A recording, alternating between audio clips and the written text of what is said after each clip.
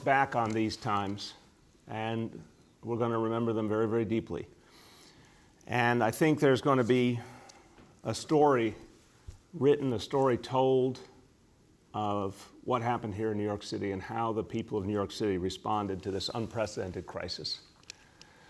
And I think it's going to be a story that is filled with a lot of heroism, a lot of selflessness, a lot of compassion, a lot of teamwork, and certainly it's going to be a story of people adapting in ways we never could have imagined, and with lightning speed. Because remember, 8.6 million people, all of us together here in one place, and not that big a place. Meaning there's not a lot of room, but there's a whole lot of people. We had only days to change our lifestyle, to adapt to a whole set of new realities, and New Yorkers did amazing things in those days and continue to. Now, we have a reputation as New Yorkers that we're tough, we're resolute, we want what we want. Maybe you could call that stubborn sometimes. But New Yorkers have shown incredible ability to create, to make sense of a new reality, to work together. And I gotta remind you, this happened almost instantly in the scheme of human life. We're talking about people had a matter of days to make these changes. And they did. You did. And you saved lives in the process. There's no doubt about it. We're gonna go over our daily indicators, and it's Friday, so we're gonna go over the indicators for the whole week, and you're gonna see once again the fruits of your labors. But this took immense change and immense hard work, and it will continue to. But we also know that a lot of that happened when it was a little bit cooler. And as this morning is already indicating, it's getting hotter. We're about to get into the warm weather in a serious way, starting today and this weekend. And that means summer is around the corner, and that's a whole new reality. So we have been planning intensely over the last few weeks how we're going to address the summer and the warmer weather. I'm going to give you some major pieces of that plan today. There'll be more coming. But we know it's a new reality. And look, the tough part of this is it's going to take more adaptation, more strength, more discipline to get through this next phase. But the good part is we've now proven the progress we can make and how quickly we can change our reality. And everyone wants to see some opening up. Everyone wants to see a restart. We're all invested in this. This will be a reminder that we have to lean in and fight hard for the weeks ahead to get us to that next phase. And it will be harder in some ways with summer, but we've also learned how to do it. That's the other great advantage. We know what works. We've already gotten used to it. We just have to stick to it. Now, this is going to be a different summer than any summer we've experienced in the history of New York City. And a lot of things that we love about summer. We love barbecues, picnics, ball games, going to the beach, all sorts of things. Those things are going to be different for the foreseeable future, and there's a lot of things that we would look forward to doing that we can't yet do. Doesn't mean that's a judgment on the whole summer yet. We're going to take this day by day, week by week. But we know right now that a lot of the things that we would look forward to doing starting right away, we're just not ready for. But what we can guarantee is the heat is coming no matter what. And last year, we saw some very sobering reality around the heat. It was the 10th hottest July in the recorded history of New York City, and you remember those particularly hot days. It's not only uncomfortable, it's not only going to be a challenge in terms of social distancing and everything else we're dealing with, it can be dangerous unto itself. The heat itself, we've learned more and more the hard way, can be dangerous. We're seeing this all over the country, all over the world. Obviously, because of global warming, things are changing. We're seeing a kind of heat we haven't seen before so much, and we take it seriously. We understand lives are on the line. So we're putting forward today the beginning of a plan to protect New Yorkers. These are the first steps, more to come, and this is all about protecting New Yorkers and helping them through the summer as comfortably as possible and as safe as possible.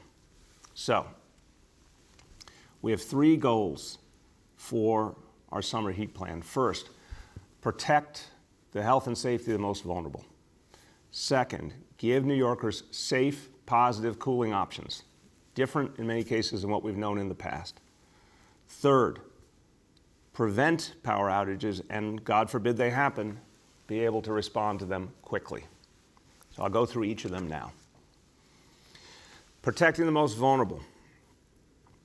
Okay, so in every crisis we work to save everyone, protect their health, protect their safety, but we know some people bear the brunt.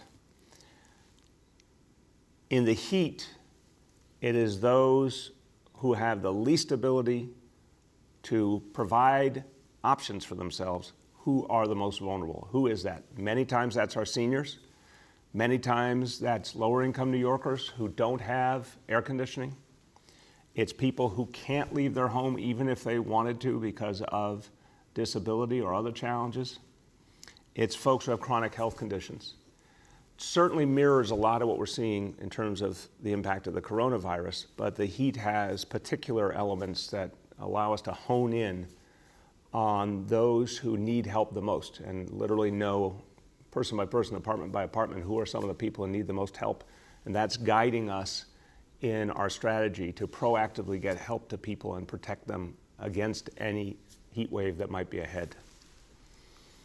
So I'm going to go over some of the key elements of how we will protect the most vulnerable New Yorkers. First, we're going to be providing more and more a growing initiative to provide free air conditioners to low-income seniors who need them. Now again, remember, senior citizens, often with the fewest options, sometimes limited mobility, a lot of times lower income. These are the folks who are in the most dangerous situation. Many have major pre-existing health conditions. Knowing that low-income seniors are the most vulnerable, we're going to start an initiative right away to get them air conditioners. We're going to have 74,000 air conditioners in the first wave of this initiative, 22,000 of which will go to residents of public housing. We're going to identify the individuals who need them most, working with our colleagues at NYCHA, Public Housing, at Department for the Aging, our Housing Department, HPD, and the Human Resources Administration.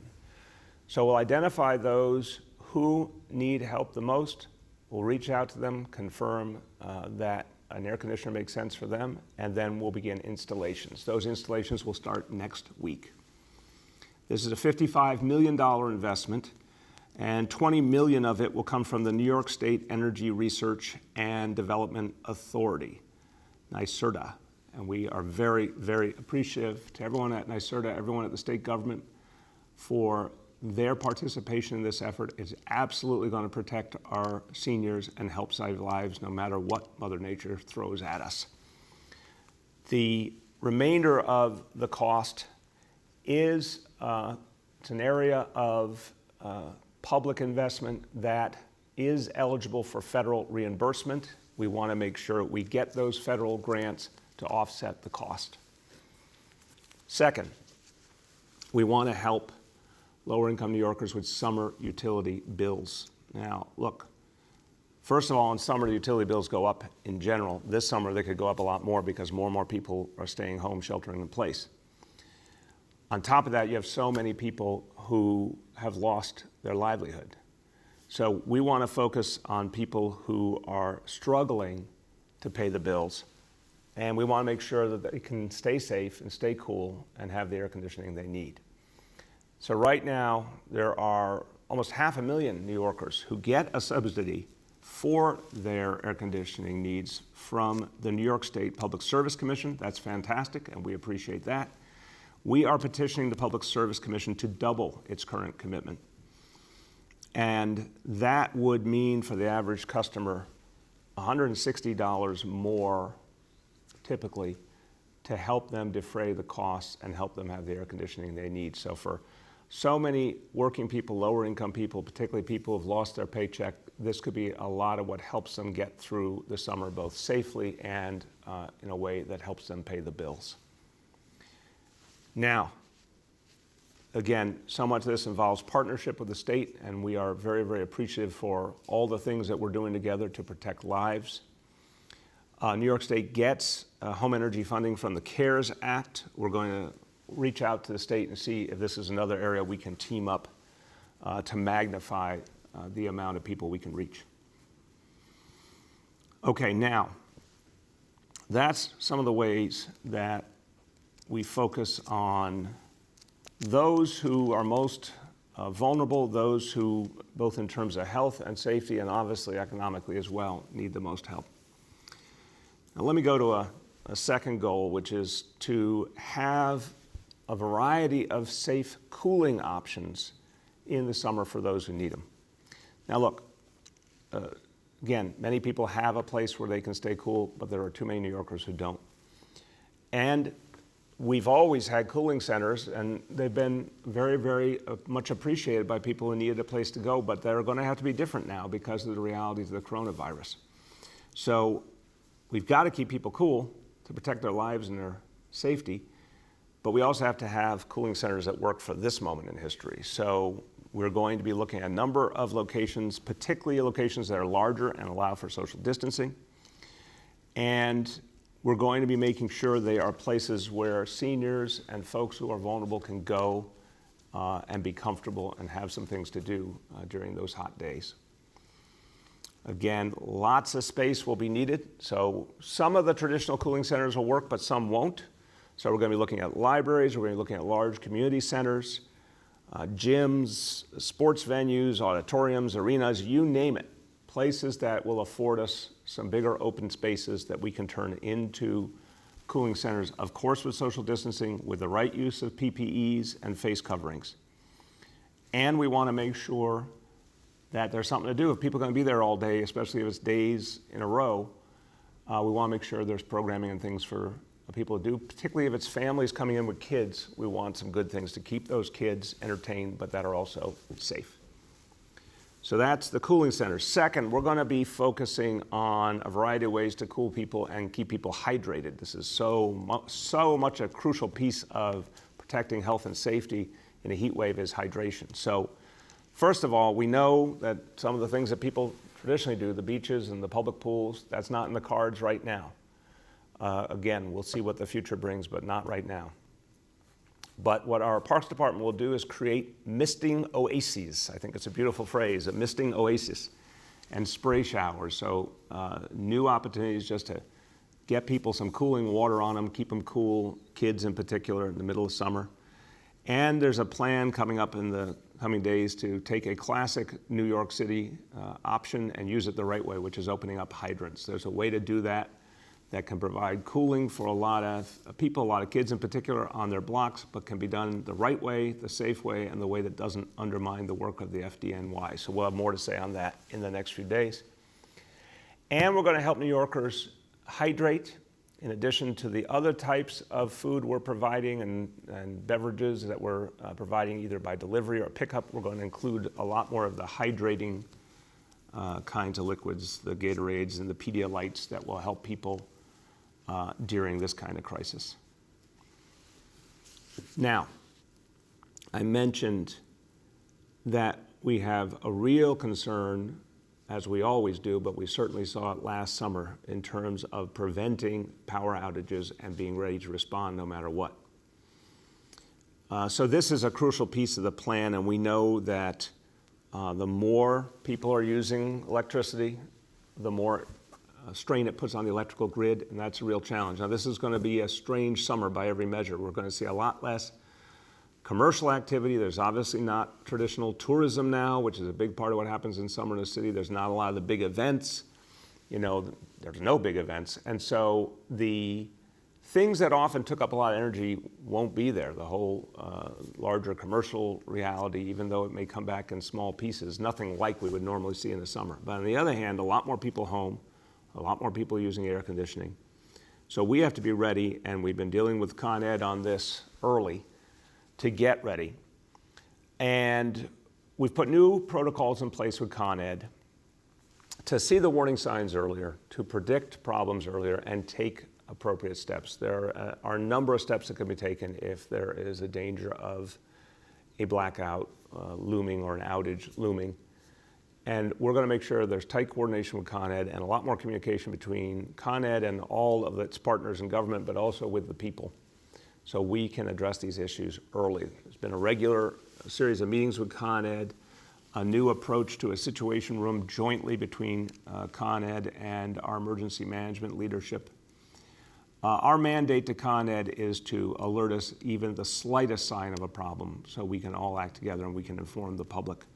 And the public always plays a role here because the public can make adjustments in the way people are using energy, and that makes a big, big impact. Now, one of the things that happened last summer, we saw some particular problems in Brooklyn in what's called the Flatbush network of Con Ed.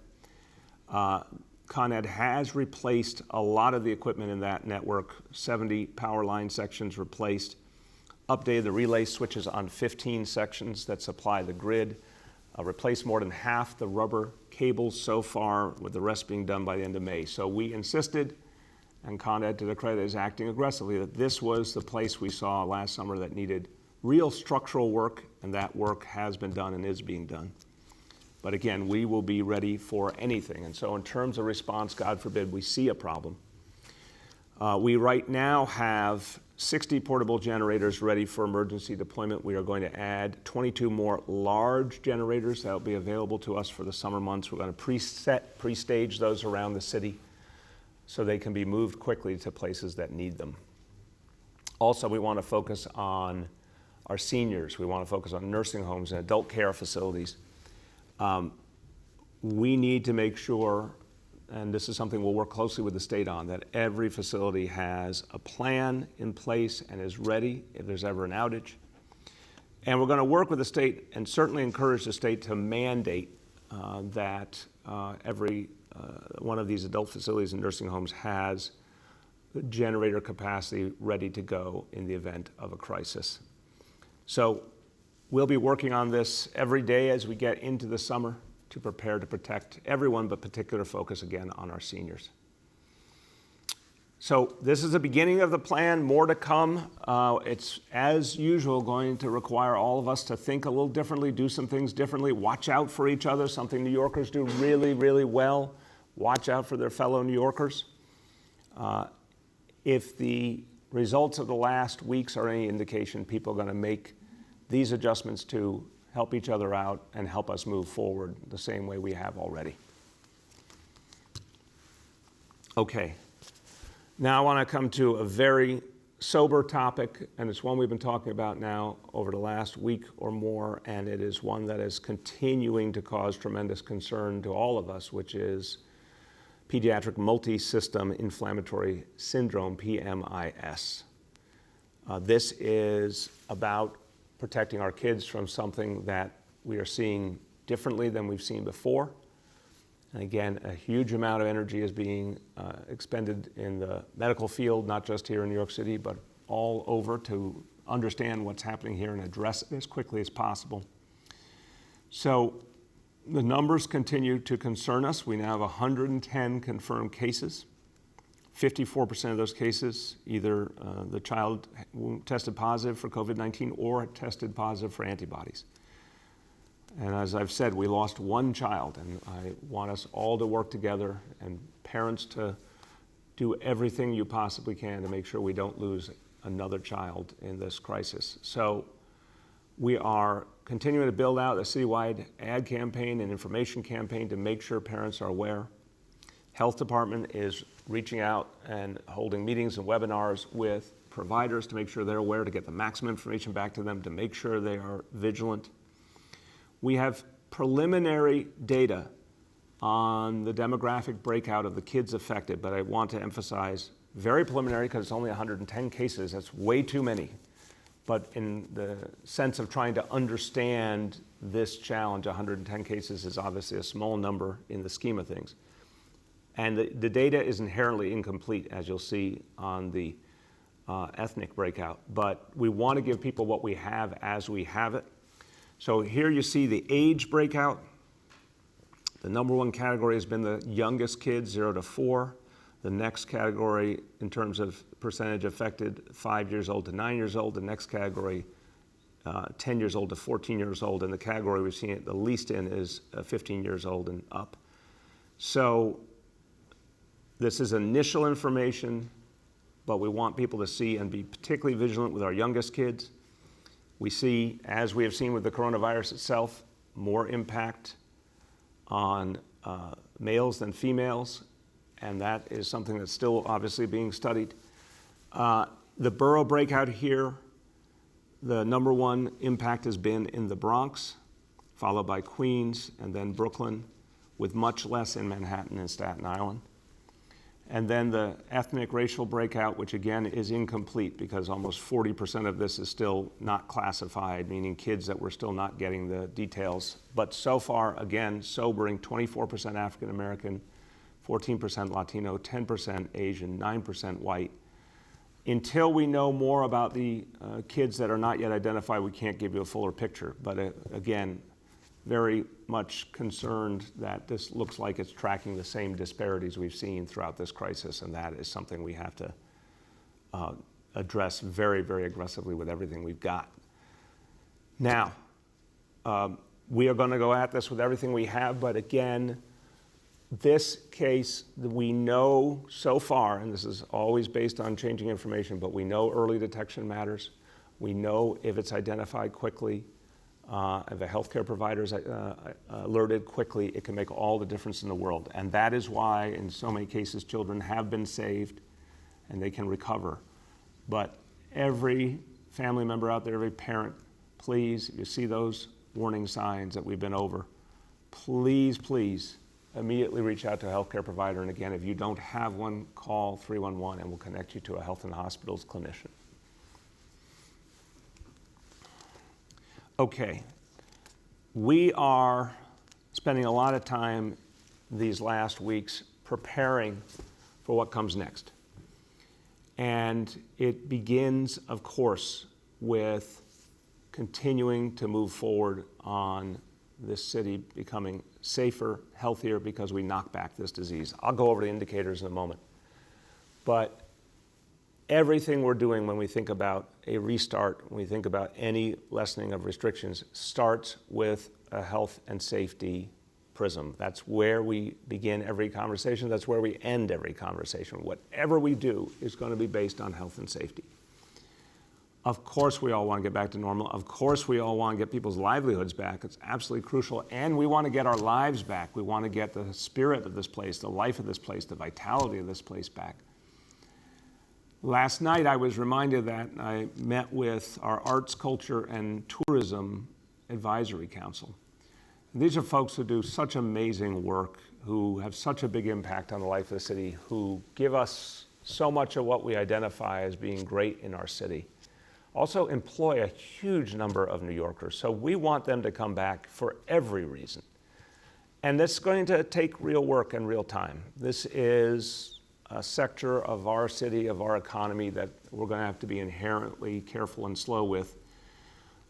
Some pieces of what make up this sector can come back faster, others slower, but we're going to work together to find solutions. And I got to tell you, every time I listen to people talk about what it's going to take to come back, we get a lot of practical suggestions. I get a lot of ideas. I get a lot of cautions about what will work, what won't work. This is exactly what we want from these advisory councils. And the folks who are putting all this time and energy in, they're doing it to help all of us. And I want to thank everyone who's on this advisory council and all the others, because it's really helping us to sort these things out and make decisions.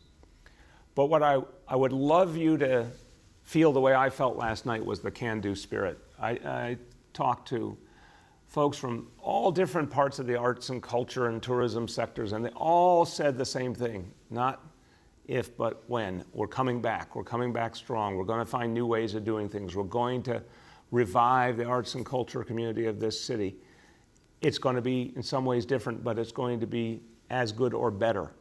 We're going to really focus on our own communities and our own audiences here in New York City, because so much of this, of course, was not just for New Yorkers, but people who come from all over the world to experience our artistic and cultural institutions. And that's going to be different for a while. It will come back eventually, but it's going to be different for a while. But you know what also is going to happen is more and more New Yorkers are going to discover what's right under our noses, and a lot of things that maybe we haven't focused on enough or enjoyed or experienced enough, we're going to come back to.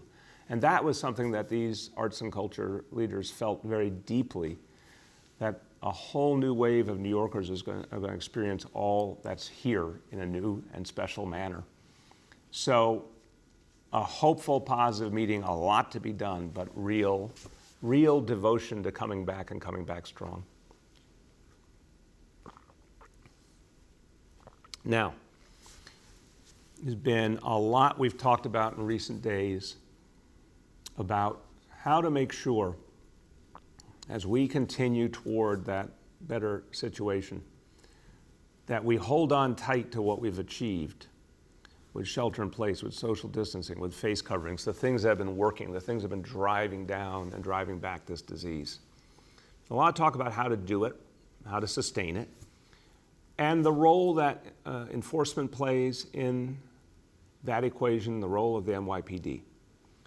So we've been talking a lot here and had numerous conversations with Commissioner Shea and his team, and a whole lot of conversation with elected officials and community leaders who have offered a lot of insight, a lot of concern, but a lot of insight as well, a lot of suggestions, a lot of ideas.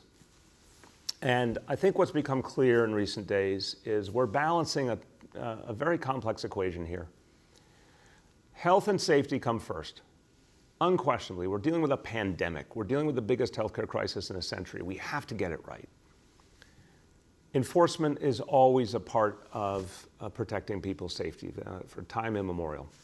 But at the same time, we have something very precious that we have achieved here in this city in changing the relationship between police and community, in reinventing our approach to policing, in reducing crime because there's more of a bond between police and community, and that's also about protecting people's safety, and we need to protect that. So we do not in any way, shape, or form want to slide backwards and undermine that precious bond that's been growing and improving between police and community.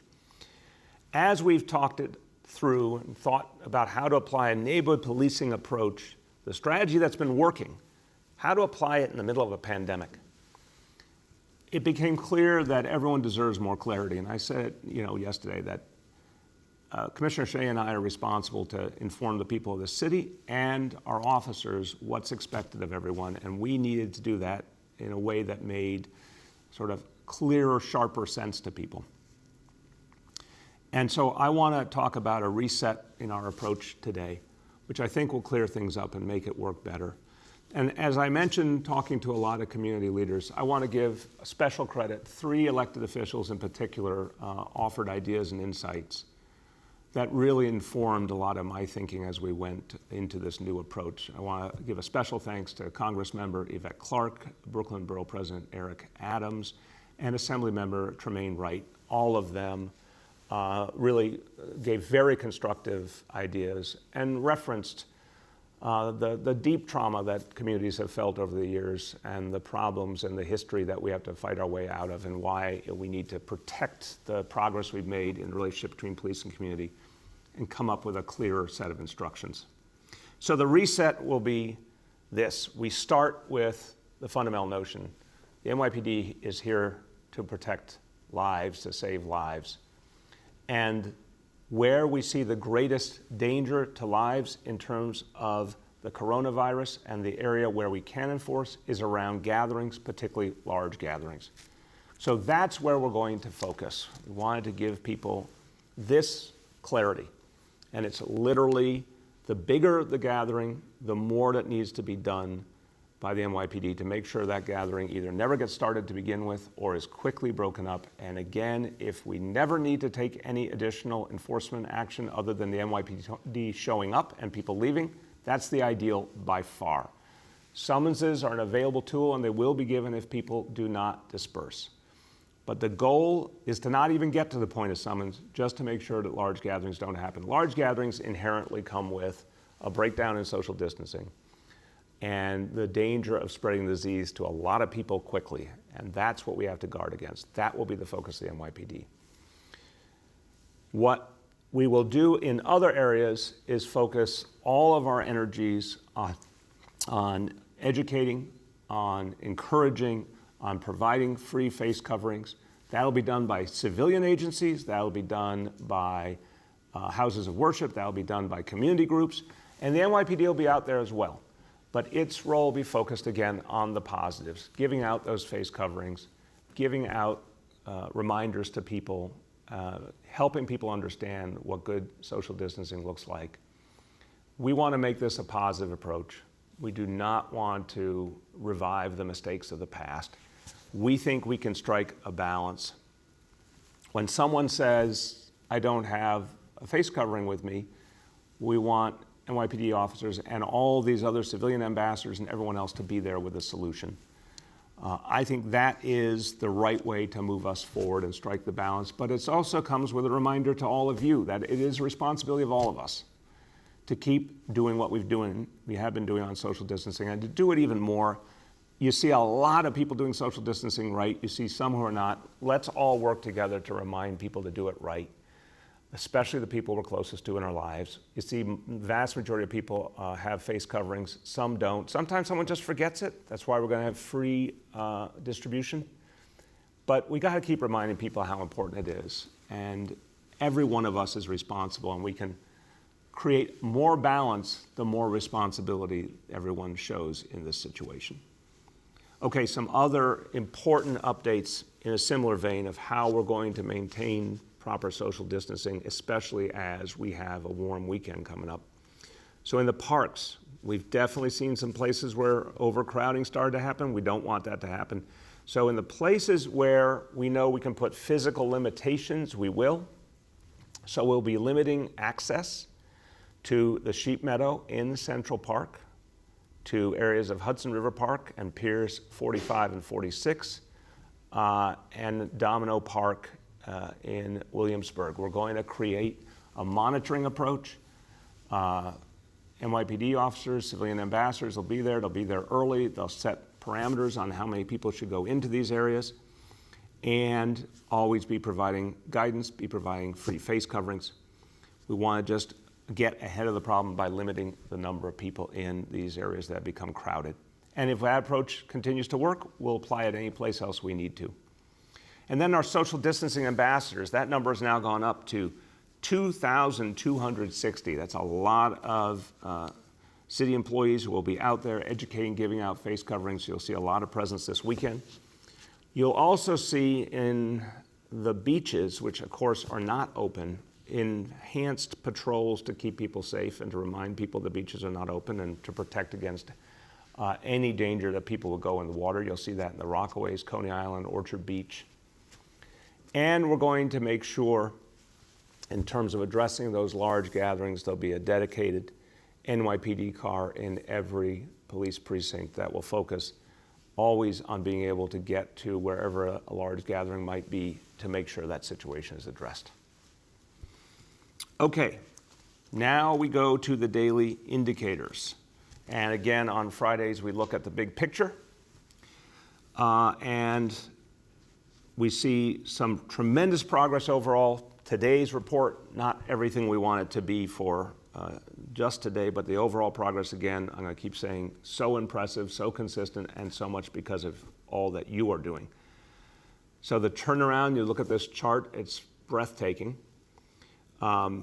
We've been consistently below in daily indicator number 1, number of people admitted to hospitals for suspected COVID-19, consistently below 100 now for a meaningful amount of time. And again, that's 800 fewer people per day being admitted compared to the end of March. I mean, that's just breathtaking. So that's the good news. The less good news is today's update. Unfortunately, we have a situation where things have gone up from 59 to 78. So that is not what we're looking for. Still a low number overall, but wrong direction. Daily indicator number 2.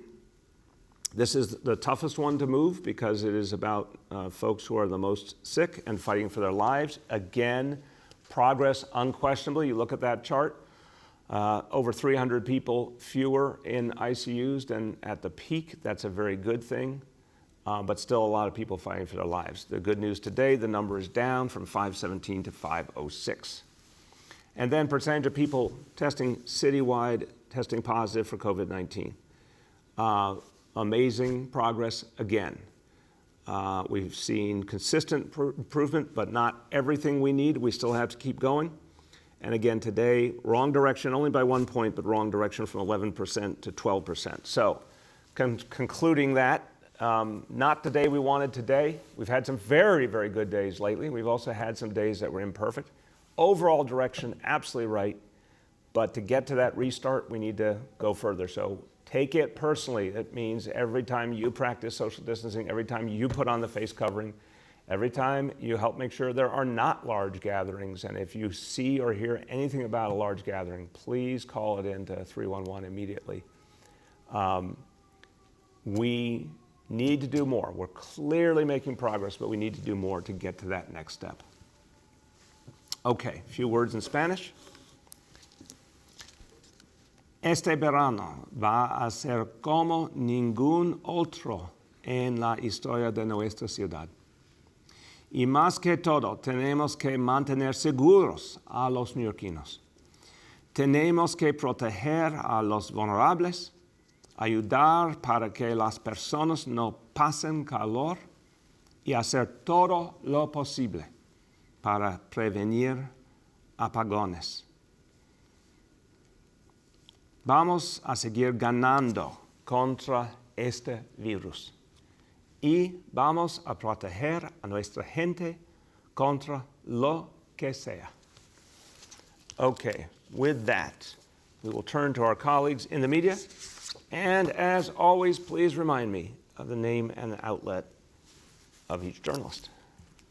Morning, everyone. Now we'll begin our Q&A. As a reminder, we have Deputy Mayor Perea Hense, OEM Commissioner Cresswell, Social Services Commissioner Steve Banks, and Dr. Eric Way, Vice President and Chief Quality Officer of New York City Health and Hospitals, all also on the line. First question today goes to Julia from the New York Post. Hey, good morning, Mr. Mayor, and a happy belated birthday and anniversary to you and the First Lady. I would have extended the well wishes yesterday and Friday, but I wasn't called on. So I'd like to get to my two questions now about the Health Commissioner. One, you said yesterday you had no idea about the exchange between Dr. Barbeau and Chief Monahan, but Chief Monahan said yesterday he told City Hall immediately after the incident, and Barbeau called him 30 minutes later to apologize. So who at City Hall knew about this, and why weren't you informed? And then you also said yesterday you would speak to Barbeau and Monahan to determine next steps. Have you had those conversations? If so, what were the results? If not, when will you be speaking with them? On the first part, Julia, I don't know why I wasn't informed, but I wasn't informed. On the second part, I've talked to Chief Monahan, and I will be speaking to Commissioner Barbeau this weekend. Next, we have Dave Evans from ABC. Good morning, Mayor. I wanted to ask you about two different things. First of all, the reset with the police enforcement that you talked about on social distancing and the expansion, at least into Sheep Meadow. I take it, and I think I got what you're saying, is that police are no longer going to be doing the one-on-one enforcement, telling people you need to wear a mask, you can't go onto the subway, etc. The second question that I have is about the governor overnight extending the stay-at-home order, the emergency declaration until June 13th. When did you first hear about it? How did you hear about it? And what does that mean? I mean, if you, on June 7th, say we have all 7 categories, we meet those numbers, can you go ahead and open, or are you going to have to wait now until June 13th? So, Dave, thank you. On the second one, again, we've been closely coordinated with the governor's team throughout. There's been tremendous agreement on the strategic approach. And I know the governor takes a cautious approach, as do I. I've said that our indicators consistently, both the state and the city ones, are pointing us towards the first half of June. But that's when we get to the point where we can even think about relaxing restrictions. Anything we do would be in close coordination with the state. And look, if conditions suddenly became more favorable, we'd have that conversation with the state. And obviously, we and they could make adjustments. But right now, I think we're all aligned that the first half of June is the earliest opportunity for even some lessening of restrictions, and we'll work together on that. On the police department, yes, I think you have it right, Dave. We are going to focus the police consistently on gatherings, particularly the largest gatherings. We want to make sure that people understand when you gather, you create a danger for the people around you and for the whole city. And that's where the police can have the biggest health and safety impact. That's where the focus will be. There's actually been a lot of good work done in recent weeks, stopping gatherings before they start, getting them to clear out quickly. That's where we're going to focus. But the more individual work, we're going to, again, have a lot of ambassadors out there, a lot of community-based organizations, And a lot of the elected officials made this point. It was a very fair point that there's a positive approach that can work. And the NYPD can play an obvious role in that too, reminding people, giving out the face coverings. But it's a better way to approach things, to focus on where the biggest health and safety problems are and continue the positive collaborative relationship between the NYPD and the community on so many other fronts. The next is Yoav from the city. Hi, Mr. Mayor. I just wanted to ask when the last time you spoke to Commissioner Barbeau was, and if it was a relatively long time ago, why haven't you spoken to her? We're in the middle of a pandemic. One would think you would need to speak to your health commissioner certainly daily, if not more often. Yeah, Yoav, I've been speaking with the commissioner constantly throughout this, and I remind you, we have a team of healthcare leaders, and I am speaking to any number of them each and every day. A couple of days ago was the last time I talked to the commissioner. Again, we're gonna have a more detailed discussion this weekend, and this has been going on for months now. We've all been communicating constantly. Next is Al Jones from 1010 Wins. Good morning, Mr. Mayor. Two-parter. New Jersey's set to open its beaches here in about a week. You mentioned, though, that beaches in the city are not in the cards at this time for the summer. Why? And then the other one is estimates as many as 80, 85, 87% of restaurants have been unable to pay either full or partial rent this past month. Is there a real danger that when New York City opens or reopens, that a lot of restaurants won't? Al, having now talked to a number of restaurant and bar owners over the last few days, this is a distinct danger. And, you know, they are realistic about the fact that they don't want to see anything happen that is not about the health and safety of the people of this city or their customers or their workers. So they have been super realistic about job one is health and safety. And in fact, I think I mentioned a number of them said they don't feel they can come back effectively until they can get to higher capacity and have fewer restrictions to create the right atmosphere. So this is an ongoing conversation, but I certainly don't hear people saying, hey, let us rush back prematurely and do anything that might undermine health and safety just for our bottom line. In fact, I think restaurant and bar owners have been very, very responsible. But unquestionably, some of them are in real danger. And you know, we're just going to do our best to get them back at the first available opportunity and help them in every way we can. But it's all going to be health and safety first. On the beaches, we're just not ready, Al. We're just not ready. We are, as you saw today, you know, great overall progress, not enough progress to meet our goals or the state's goals for when we can reopen. And it's painful because we would all love to be able to go to the beach with the hot weather, but it's not safe yet. Beaches come with a whole lot of people getting together. We saw what happened in California and Florida. People started just immediately doing what they had always done. It's very hard to create distancing. It takes traveling to the beach, which means there goes the notion of only keeping to essential travel. That's something that we're just not ready for. We're going to look at it constantly. We're going to be in close touch with the state, and the day may come, but we're not there yet. Next is Andrew Siff from NBC. Mayor, good morning, everyone on the call. Hey, Andrew, how you doing? Good, hanging in there. Happy it's Friday. Two questions. First of all, sort of following up on what Al just asked you, you think Governor Murphy is making a mistake in New Jersey to open up the New Jersey beaches? Why is it safe for them but not safe in New York? And the second question is, Dr. Katz wrote an email on March 10th, which said the city is better off staying open, schools open, people keep taking the subway. That email and judgment has now proven to be incorrect. Given that, what do you make of what he recommended then, when California officials at that same time were already telling people to lock it down and not go out? Yeah, Andrew, look, first of all, I want to remind people of what Dr. Katz and his whole team at Health and Hospitals did. They have been among the heroes of this crisis, holding the line in our public health care system that bore the brunt and held no matter what. So This disease, we all now know, probably was deep-seated in New York City before any of our health officials knew it, federal or local. And it was coming on like a freight train no matter what. But the one thing we knew was we had to protect our hospitals and make sure they function and make sure they save lives. And I think Dr. Katz and his team at Health and Hospitals did an absolutely extraordinary job in achieving that goal. I think everyone's going to look back in the medical community and say they understood some things and they didn't understand some things. I think there's a whole host of medical professionals who were basing their judgments on what they knew at the time, but it's been an ever-changing reality with this disease. So I have seen in the work he has done, and I judge people by their deeds, he's done so much to save lives in this city. I have a lot of confidence in him. And we're all learning. Our healthcare team and everyone's been learning about this disease all the time and adjusting as we get new information.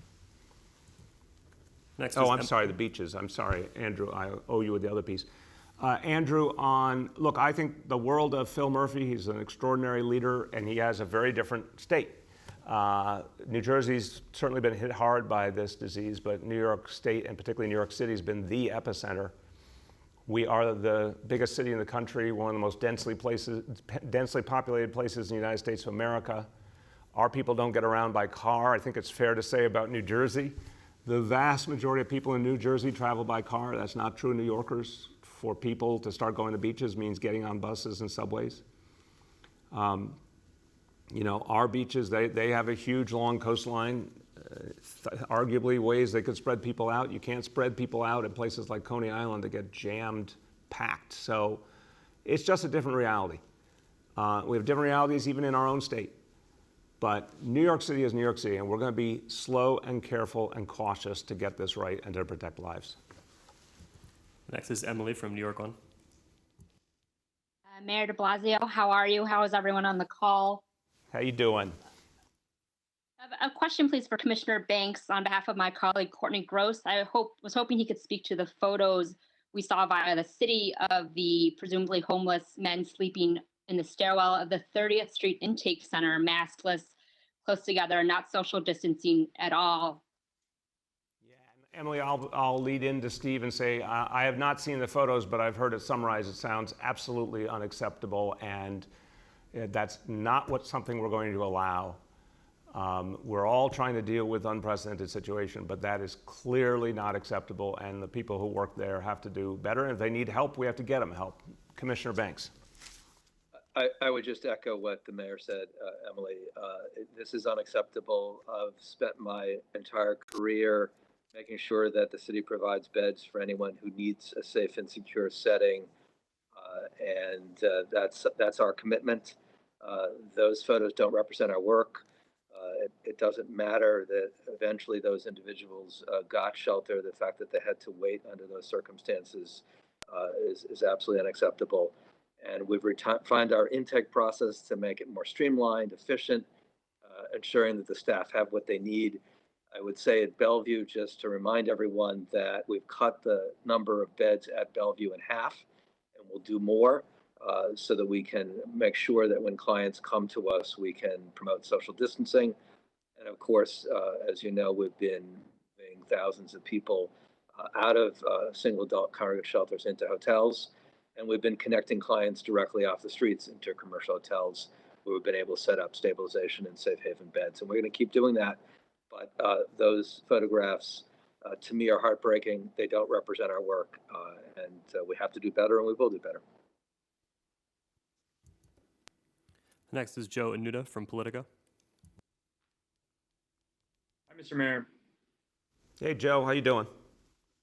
Not too bad. I had a quick follow-up on the beach as well.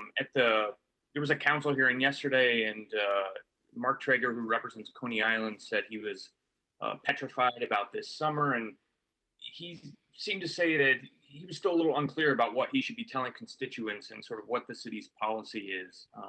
Can you go into a little more detail about beaches being closed means maybe there's no lifeguards, but what happens if people just show up? And then my second question is on NYPD. Most of the videos that I think you and the commissioner have said have been, problematic. had to do with social distancing enforcing and not mask wearing. We did see that one video in the subway. So is the NYPD taking any other, are they undergoing any more changes about how they enforce social distancing specifically? Yeah, Joe, the fact is that some of the specific encounters involved that have been on video, some of them actually weren't first and foremost about social distancing. They were about other kinds of issues and offenses. And this has all, I think, been kind of a little confused. And that's why it was really important for us to set the record straight. You know, the NYPD has a huge job to do keeping this place safe. Crime has been down overall, but there's still plenty, unfortunately, that has to be addressed, as well as all sorts of quality of life issues. NYPD will continue to do that as they always have. And again, they've driven down crime now consistently over the last 6+ years, and that will continue. But in terms of addressing the pandemic, first of all, New Yorkers overwhelmingly have done the right thing themselves. And we're asking people to take responsibility themselves. We're asking people to work within their families, among their friends, to really be reminders to each other of what we have to do right. But we're going to send out all these civilians and all these community-based folks to do a lot of the education and a lot of the exhortation and the giving out of the free face coverings and all that. Also, NYPD will give people reminders and give people face coverings. But NYPD's best efforts would be dealing with the things that are real danger, which is the larger gatherings. So what you're going to see is that's going to be the focus for enforcement. And again, the perfect enforcement is if anyone tries a gathering, NYPD shows up and people immediately disperse. That's what we're looking for. Worst case, we're giving summonses if people won't disperse. But we're not going to have the NYPD focused on, 2 people together or 3 people together. We're going to focus on when it starts to be more than a handful of people. And we're not going to be having the NYPD enforcing on face coverings. That will be a positive approach where you're going to constantly see free face coverings given out. So hopefully that will clarify everyone's relationship to each other and help us get the best result while also really protecting the progress we've made in the relationship between police and community. Next is Mark Morales. Sorry, I also forgot the beaches one there. I'm having a beach issue today. Joe, so to the councilman's point, here we are today, and obviously normally beaches would not be open until Memorial Day, and we're still not there yet. So right now we're in the reality that we would be anytime we're at this point in the year pre-Memorial Day. We will come out with further guidance because we need to keep people safe first and foremost. So we have 2 safety issues now. First and foremost, addressing the pandemic. We can't have crowds, we can't have gatherings, we can't have people going to the beach, we can't have the boardwalk get crowded. We've got to protect against the problems that come with people being in too close proximity to this pandemic. Second, we know there's a danger in terms of people trying to go in the water, particularly young people trying to go in the water. So we're going to have a lot of patrols out to deal with that now. But the way we're going to sustain that in the next weeks and months, we're going to have more to say on that in the next few days about the measures we will take initially to keep people safe and to create a clear set of boundaries and rules.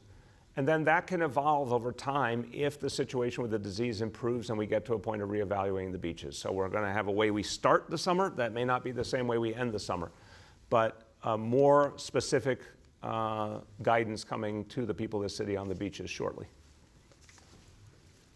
The next is Mark Morales from CNN. Hey everyone, how you doing today? Good, Mark. How you doing? Good, good. So I have 2 questions. The first was for the OEM commissioner.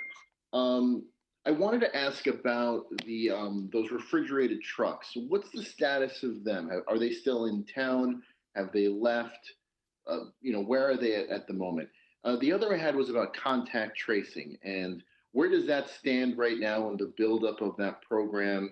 Is it sort of a joint operation with Health and Hospitals and the Department of Health, or is this, where does that stand? Thank you. Mark, I'll answer your second question and then turn to Deanne Criswell on your first question. So the contact tracing effort, again, is bigger, more complex, a much greater operational challenge than anything we've seen in the history of contact tracing in this city. So the way we structure it is to say we need a massive citywide apparatus, testing, tracing for those who need a hotel room and all the support systems the ability to get them to that and support them in that. This is unlike anything we've seen before. Previously, and we saw at the beginning of this pandemic, you had a small number of health department folks who went out and did very good work on the tracing and the follow-up, but we did not have a massive testing apparatus. It was quite limited. We did not have a massive tracing apparatus. We did not have an apparatus for giving people hotels and food and laundry and everything. This is an entirely different reality than we've ever experienced. So it's led by health and hospitals because they are a huge operational entity with all the strengths that go with being a huge operational entity. They're also an independent agency, which allows them to do a lot of things, contracts and other things, much faster than a mayoral agency.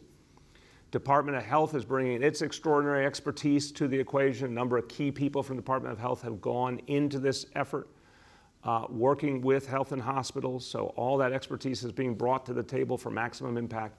And as I said, a number of other agencies, Department of Buildings, Design and Construction, DoIT, our IT agency, all of them working together as one team to set this up. In terms of status, we now have hundreds of people who have been trained and they're going to start their work in the coming days. We'll hit the 1,000 mark of people ready to go by certainly the end of this month. By the beginning of June, we're going to get up to about 2,500 and then build as needed to there, potentially as high as 5,000 or 10,000. Deanne, on the refrigerated trucks. Hi, good morning, Mark. Yes, so we're still working very closely with the medical examiner's office, and we have refrigerated trucks located at each of the hospitals throughout the city. We also have refrigerated trucks supporting our operations at the Brooklyn Marine Terminal. We will continue to have these here in the city to support operations for as long as we need them, but we are looking, and we do have some still in staging if we have a need for additional trucks in the future. But right now, again, working very closely with the medical examiner's office and our hospitals to make sure we have the right amount of resources available to support these operations. The next is James Ford from Pix 11. Happy Friday, Mayor. We've made it. Happy Friday. It's even in the pandemic, we still love Fridays. Oh, that's for sure. We're adding more days, which is related to my to this question, which is kind of a follow-up to Dave Evans' question. With this stay-at-home order in place through June 13th, can you give us a sense of what that means for New Yorkers? Like what will our lives look like for the next 4 weeks compared to the last 2 months? And is it possible that the city could maybe start reopening before then? Also, so, James, any word you want to share about the stimulus bill vote today in the House? On the stimulus, very quickly, I mean, the House did exactly the right thing, and I want to commend Speaker Pelosi, Chair Nita Lowey, Hakeem Jeffries, who's one of the key members of the House Democratic Leadership, Congressman from Brooklyn, and all the House delegation from the city. They did outstanding work. I talked to all of them constantly. They did an amazing job putting together a package that actually represents what New York City and New York State need to get back on our feet. And we're talking about a 2-year package.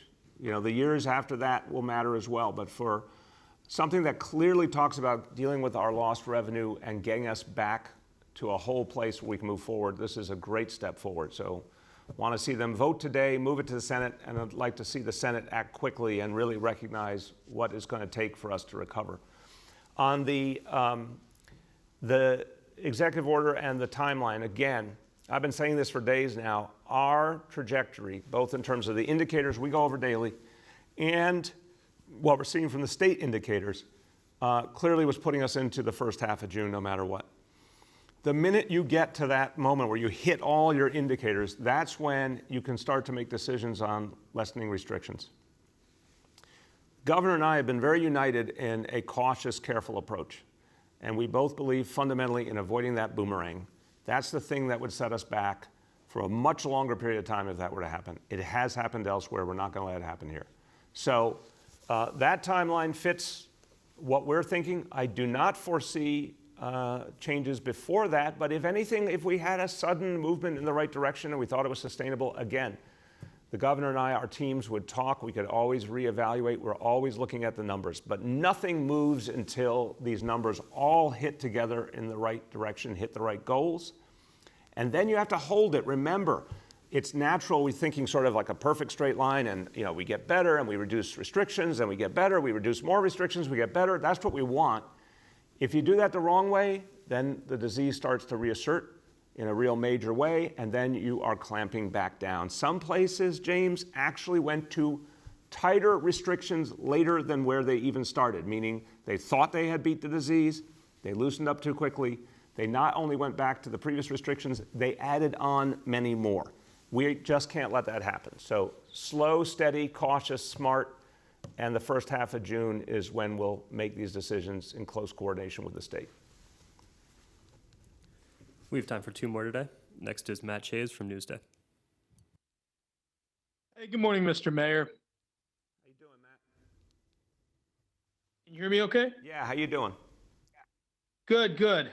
I'm wondering, is your administration investigating any potential rule breaking or violations of the law connected with the NYPD apparently trying to commandeer for itself PPE intended for healthcare workers? Matt, I have no indication that happened. Every time there was a concern, it was raised up the chain of command. As I said, I intervened to make sure that NYPD officers had the PPEs they needed, because we needed to make sure our first responders and our healthcare workers were served. And at various points, there were substantial reserves available.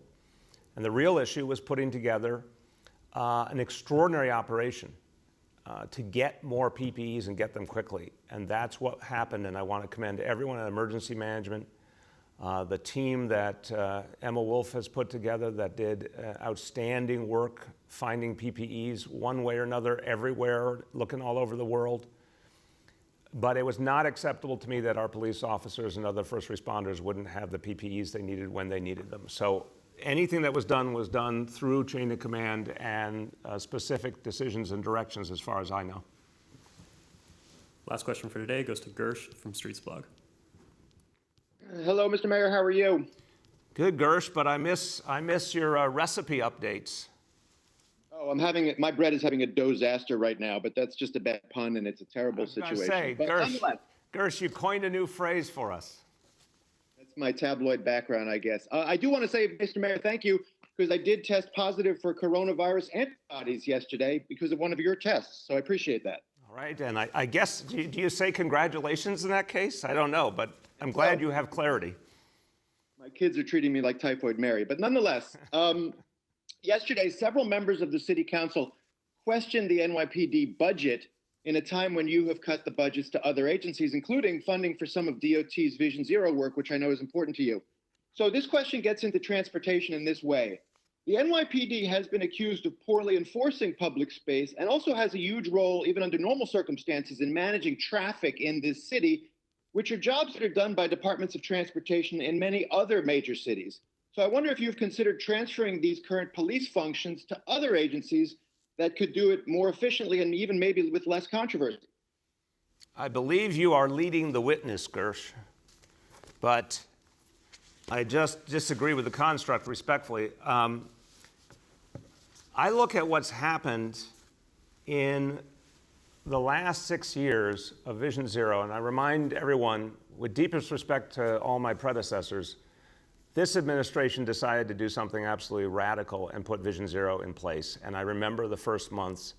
I remember the naysayers. I remember the people who said it would be politically unpopular, it would be impossible, it wouldn't work, it would be too controversial. And I'm very proud to say we forged ahead anyway and in fact built it bigger each year. And overwhelmingly, Vision Zero has worked. And Gersh, I think you will remember, even before he became our first police commissioner of this administration, Bill Bratton talked about the importance of the NYPD playing a more directed, energetic, focused role in stopping these fatal crashes and protecting lives in terms of traffic.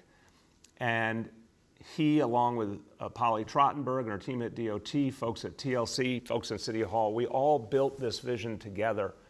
And there has been consistent success with Vision Zero, in large measure because NYPD has been at the table and an active, full participant throughout. So that's not changing.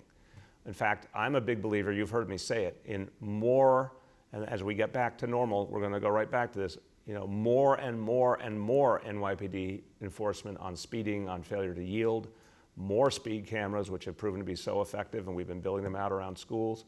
No, we've got a strategy that's overwhelmingly been working. We're going to stick to it. We're going to build upon it. The only reasons for delays lately have been because of work that wasn't happening, couldn't happen under these conditions. But once we get a little bit better, we're going right back to all the Vision Zero physical work. And on the PD budget, no, we still have real issues to address in terms of crime. We're not veering away from a strategy that's worked. We're the safest big city in America for a reason. We're not going to move away from strategies that have been effective. What we will have to do is make very, very different decisions if we have the kind of stimulus that's coming out of the House of Representatives. If that actually gets passed by the Senate, the city can be whole, the city can move forward. We can fund a lot of crucial things and necessary services. But if we do not get that stimulus, or if they cut it to ribbons, as some things that you've heard Mitch McConnell say would suggest, then the NYPD budget, the FDNY budget, the DOE budget, the health agencies' budgets, everything is threatened. All agencies are threatened. The kinds of, I think sometimes people hear something like we're in the whole $7.4 billion and it's some kind of pure abstraction. I don't blame anyone for that. $7.4 billion in lost revenue and counting and growing means every single agency will suffer and suffer big, and therefore the people will suffer. And that's what we have to stop. And that's where I'm going to put a lot of energy in these coming days into working to get the U.S. Senate to actually pass the stimulus we need. Okay, as we conclude. So it's perfect segue actually off of that question, because the reality we have to deal with is the pandemic came out of nowhere, became the dominant reality in our lives, but the rest of our lives didn't stop. And striking that balance has been a supreme challenge, but it's something we work on every day. Getting it right. We still have to protect people on our streets. Vision Zero is just as important today as it was before the pandemic. Quality policing, effective policing, precision policing, neighborhood policing, just as effective as they were and just as important as they were before. And the world to come, as we get back to normal, all these strategies need to come back strong. What I announced today in terms of a reset of our approach to the NYPD's role in enforcement in light of this pandemic comes from the fact that we have to strike a balance, remembering the things that have worked. Neighborhood policing has worked. Deepening the bond between police and community has worked. Helping to overcome that horribly divided past, helping to overcome the structural racism that pervaded this city and every city. Moving forward, reinventing policing so it would be more effective and more grounded in our neighborhoods. These are things that work, and these are things we're going to continue with. So this reset allows us to ensure that that fundamental approach will continue, while also recognizing there are new dangers from the pandemic that must be addressed, and that particularly comes with the gatherings, especially the larger gatherings. That's where NYPD's focus will be. But we can do both. We can strike that balance. And in fact, I have particular confidence because it all comes back to you.